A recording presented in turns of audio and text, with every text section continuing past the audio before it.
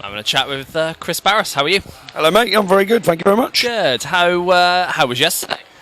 Yeah, it was unreal. Absolutely amazing. We had a fantastic turnout. The field was packed and everyone was singing along. And yeah, it's the stuff of dreams, really. I've always wanted to play download festivals. It's the first time here for me. And it's great. We loved our set and we got in the beers and enjoyed all the other great bands. Good. It was a great day. Who have you caught since you've been here? Had a great time watching Skindred. Yeah. I'm friends with Mikey, the guitar player. Yeah.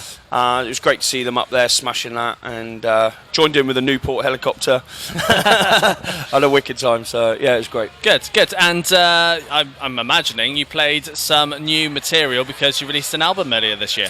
Yeah, that's right. Yeah, we played a bunch of those songs. Many of the ones that have kind of had the commercial radio success, the ones that people know, and yeah, got everyone singing, so that was cool. Yeah, absolutely. So, having released that record, for those who haven't heard of it, and I'm surprised if there would be any, tell us a bit about the record. Well, Death Valley Paradise is the name. It came out 4th of March this year. You know, it was obviously COVID was a very, very tricky time. We weren't able to get out on the road and tour and do what we love to do. But it kind of gave me time to really like work on an album properly, you know, and we wanted to just level up every aspect, you know. Yeah. I was having a lot of vocal training with a guy in Nashville. I started collaborating with some songwriters in the States, which I hadn't done before. I was really working on my guitar chops, and you know, with the new bands, with Billy Hammett on drums and Kelpie McKenzie on bass, and then Josiah used to play keys, moving on to guitar. It was just like a whole new lease of life there, and once we got into a room and started jamming things, everything was just coming out a lot heavier, a lot more energy, a lot more passion. We're all on the same page and like wanting to do the same thing, and that's what we want to do with the album, and I think we've achieved that. Tried to get that energy that we have live down on the disc, you know. Yeah, for sure. And you touched on touring, and you've had the chance to be back out on the road supporting Blackstone Cherry. How was that? Yeah, we did that last September. And that was incredible. They're such a great bunch of guys, and the shows were just mad. They were, you know, everyone was absolutely packed. And we finished off at the Royal Albert Hall, which you know is a bucket list venue, and it was mind blowing.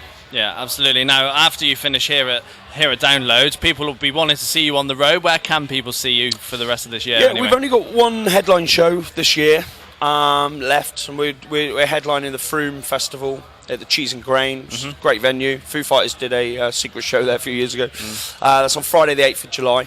And then we've got a bunch of things in Europe, going to Italy, going to France.